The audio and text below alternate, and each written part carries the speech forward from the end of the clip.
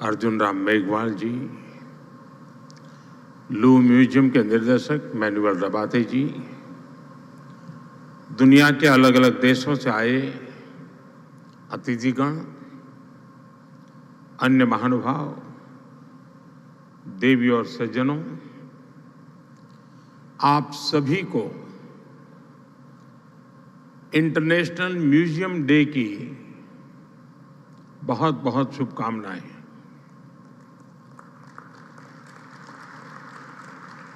आज यहां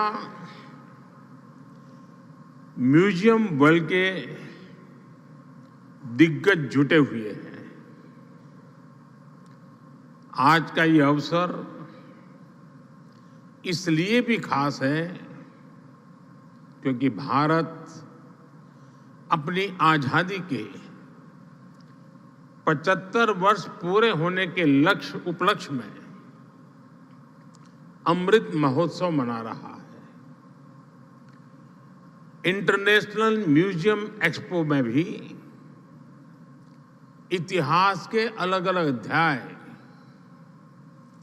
आधुनिक तकनीक से जुड़कर जीवंत हो रहे हैं। जब हम किसी म्यूजियम में जाते हैं तो ऐसा महसूस होता है जैसे बीते हुए कल से, उस दौर से हमारा परिचय हो रहा है, हमारा साक्षात्कार हो रहा है। म्यूजियम में जो दिखता है वो तथ्यों के आधार पर होता है, प्रत्यक्ष होता है, एविडेंस बेस्ड होता है। म्यूजियम में हमें एक और अतीत से प्रेरणाएं मिलती हैं तो दूसरी ओर भविष्य के प्रति अपने कर्तव्यों का बोध भी होता है। आपकी जो थीम है सस्टेनेबिलिटी एंड वेलबींग, वो आज के विश्व की प्राथमिकताओं को हाईलाइट करती हैं और इस आयोजन को और ज्यादा प्रासंगिक बनाती हैं। मुझे विश्वास है आपके प्रयास संग्रहालयों में युवा पीढ़ी की रुचि को और बढ़ाएंगे, उन्हें हमारी धरोहरों से परिचित कराएंगे। मैं आप सभी का इन प्रयासों के लिए अभिनंदन करता हूं। यहां आने से पहले मुझे कुछ पल म्यूजियम में बताने का अवसर मिला।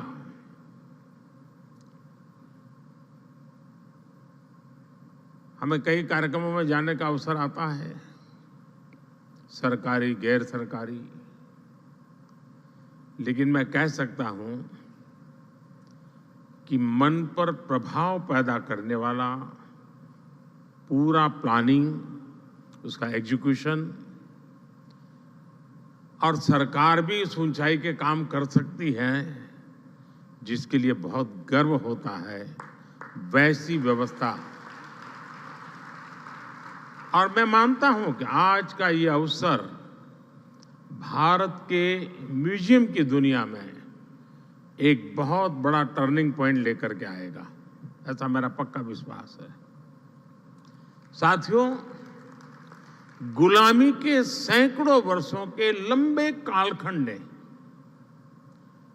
भारत का एक नुकसान ये भी किया कि हमारी लिखित अलिखित बहुत सारी धरोहर नष्ट कर दी गई।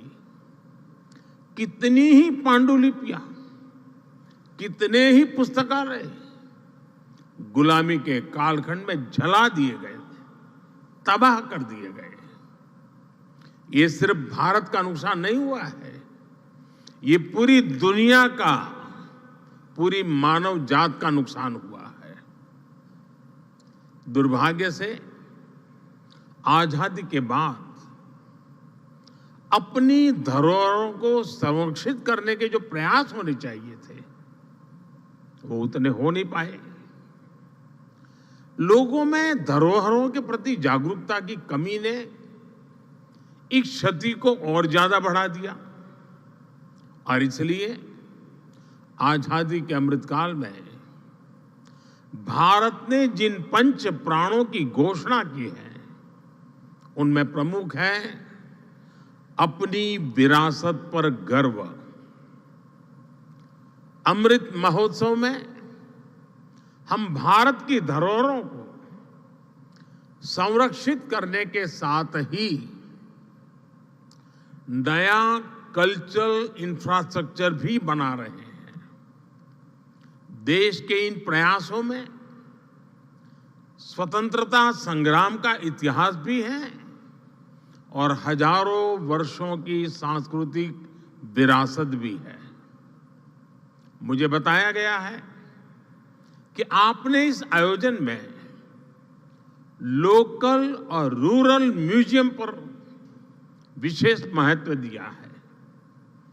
भारत सरकार भी लोकल और रूरल म्यूजियम को संरक्षित करने के लिए एक विशेष अभियान चला रही है।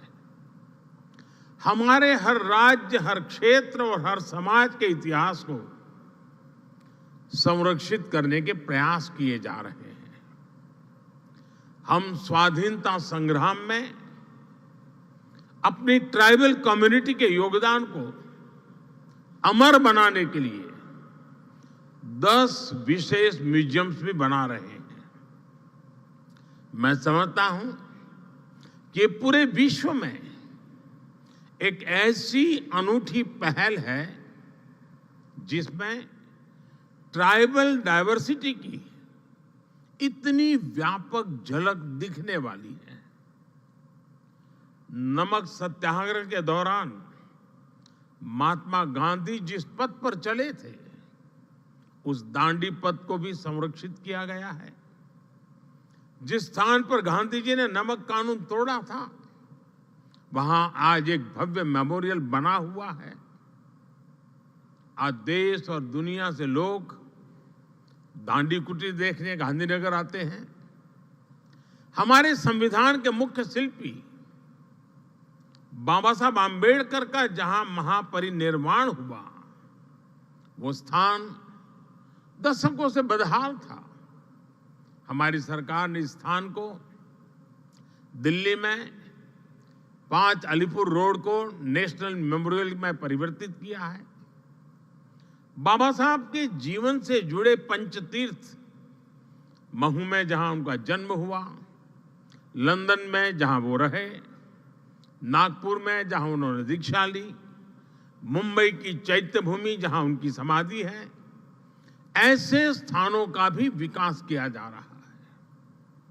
भारत की 580 से ज्यादा रियासतों को जोड़ने वाले सरदार साहब की गगनचुंबी प्रतिमा स्टैच्यू ऑफ यूनिटी आज देश का गौरव बनी हुई है।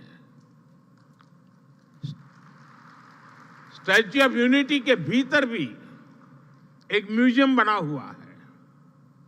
चाहे पंजाब में जलियांवाला बाग हो, गुजरात में गोविंद गुरु जी का स्मारक हो, यूपी के वाराणसी में मान महल म्यूजियम हो, गोवा में म्यूजियम ऑफ क्रिश्चियन आर्ट हो, ऐसे अनेक स्थानों को संरक्षित किया गया है। म्यूजियम से जुड़ा एक और अनूठा प्रयास भारत में हुआ है। हमने राजधानी दिल्ली में देश के सभी पूर्व प्रधानमंत्रियों की यात्रा और योगदान को समर्पित पीएम म्यूजियम बनाया है। आज पूरे देश से लोग आकर पीएम म्यूजियम में आजादी के बाद की भारत की विकास यात्रा के साक्षी बन रहे हैं। मैं यहां आए अपने अतिथियों से विशेष आग्रह करूंगा कि एक बार इस म्यूजियम को भी अवश्य देखें। साथियों, जब कोई देश अपनी विरासत को सहेजना शुरू कर देता है तो उसका एक और पक्ष उभर कर सामने आता है। ये पक्ष है दूसरे देशों के साथ संबंधों में आत्मीयता। जैसे कि भगवान बुद्ध के महापरिनिर्वाण के बाद भारत ने उनके पवित्र अवशेषों को पीढ़ी दर पीढ़ी संरक्षित किया है और आज वो पवित्र अवशेष भारत ही नहीं, दुनिया के करोड़ों बौद्ध अनुयायियों को एक साथ जोड़ रहे हैं। अभी पिछले वर्ष ही हमने बुद्ध पूर्णिमा के अवसर पर 4 पवित्र अवशेषों को मंगोलिया भेजा था। वो अवसर पूरे मंगोलिया के लिए आस्था का एक महापर्व बन गया था। बुद्ध के जो रेलिक्स हमारे पड़ोसी देश श्रीलंका में है, बुद्ध पूर्णिमा के अवसर पर उन्हें भी यहां कुशीनगर लाया गया था। ऐसे ही गोवा में सेंट क्वीन केटेवान के पवित्र अवशेषों की धरोहर भी भारत के पास संरक्षित है। मुझे याद है जब हमने सेंट क्वीन केटेवान के रेलिक्स को जॉर्जिया भेजा था तो वहां कैसे राष्ट्रीय पर्व का माहौल बन गया था। उस दिन जॉर्जिया ने अनेकों नागरिकों वहां के सड़कों पर एक बड़ा मेले जैसा माहौल हो गया था, उमड़ पड़े थे। यानी हमारी विरासत वैश्विक एकता, वर्ल्ड यूनिटी का भी सूत्रधार बनती है और इसलिए इस विरासत को संजाने वाले हमारे म्यूजियम्स की भूमिका भी और ज्यादा बढ़ जाती है। साथियों, जैसे हम परिवार में साधनों को आने वाले कल के लिए जोड़ते हैं, वैसे ही हमें पूरी पृथ्वी को एक परिवार मानकर अपने संसाधनों को बचाना है। मेरा सुझाव है कि हमारे म्यूजियम्स इन वैश्विक प्रयासों में एक्टिव पार्टिसिपेंट्स बने। हमारी धरती ने बीती सदियों में कई प्राकृतिक आपदाएं झेली है। इनकी स्मृतियां और निशानियां आज भी मौजूद है। हमें ज्यादा से ज्यादा म्यूजियम इन निशानियों की, इनसे जुड़ी तस्वीरों की गैलरी की दिशा में सोचना चाहिए। हम अलग अलग समय में धरती की बदलती तस्वीर का चित्रण भी कर सकते हैं। इससे आने वाले समय में लोगों में पर्यावरण के प्रति जागरूकता बढ़ेगी। मुझे बताया गया है कि इस एक्सपो में गैस्ट्रोनोमिक एक्सपीरियंस के लिए भी स्पेस बनाया गया है। यहां आयुर्वेद और मिलेट्स, श्री अन्न पर आधारित व्यंजनों का अनुभव भी लोगों को मिलेगा। भारत के प्रयासों से आयुर्वेद और मिलेट्स, श्री अन्न, दोनों ही इन दिनों एक ग्लोबल मूवमेंट बन चुके हैं। हम श्री अन्न और अलग अलग वनस्पतियों के हजारों वर्ष की यात्रा के आधार पर भी नए म्यूजियम बना सकते हैं। इस तरह के प्रयास इस नॉलेज सिस्टम को आने वाली पीढ़ियों तक पहुंचाएंगे और उन्हें अमर बनाएंगे। साथियों, इन सभी प्रयासों में हमें सफलता तभी मिलेगी जब हम ऐतिहासिक वस्तुओं के संरक्षण को देश का स्वभाव बनाएं। अब सवाल ये कि अपनी धरोहरों का संरक्षण देश के सामान्य नागरिक को स्वभाव बनेगा कैसे? मैं एक छोटा सा उदाहरण देता हूं। क्यों ना भारत में हर परिवार अपने घर में अपना एक पारिवारिक संग्रहालय बनाए, घर के ही लोगों के विषय में, अपने ही परिवार की जानकारियां। इसमें घर के बुजुर्गों की पुरानी और कुछ खास चीजें रखी जा सकती हैं। आज आप जो एक पेपर लिखते हैं वो आपको सामान्य लगता है, लेकिन आपकी लेखनी में वही कागज का टुकड़ा 3-4 पीढ़ी के बाद एक इमोशनल प्रॉपर्टी बन जाएगा। ऐसे ही हमारे स्कूलों को भी, हमारे भिन्न भिन्न संस्थानों और संगठनों को भी अपने अपने म्यूजियम जरूर बनाने चाहिए। देखिएगा इससे कितनी बड़ी और ऐतिहासिक पूंजी भविष्य के लिए तैयार होगी। जो देश के विभिन्न शहर हैं, वो भी अपने यहां सिटी म्यूजियम जैसे प्रकल्पों को आधुनिक स्वरूप में तैयार कर सकते हैं। इसमें उन शहरों से जुड़ी ऐतिहासिक वस्तुएं रख सकते हैं। विभिन्न पंथों में जो रिकॉर्ड रखने की पुरानी परंपरा हम देखते हैं, वो भी हमें इस दिशा में काफी मदद करेगी। साथियों, मुझे खुशी है कि म्यूजियम आज युवाओं के लिए सिर्फ एक विजिटिंग प्लेस ही नहीं, बल्कि एक कैरियर ऑप्शन भी बन रहे हैं। लेकिन मैं चाहूंगा कि हम अपने युवाओं को केवल म्यूजियम वर्कर्स की दृष्टि से ना देखें। हिस्ट्री और आर्किटेक्चर जैसे विषयों से जुड़े ये युवा ग्लोबल कल्चरल एक्शन के मीडियम बन सकते हैं। ये युवा दूसरे देशों में जा सकते हैं, वहां के युवाओं से दुनिया के अलग कल्चर के बारे में सीख सकते हैं, भारत के कल्चर के बारे में उन्हें बता सकते हैं। इनका अनुभव और अतीत से जुड़ाव अपने देश की विरासत के संरक्षण के लिए बहुत ही प्रभावी सिद्ध होगा।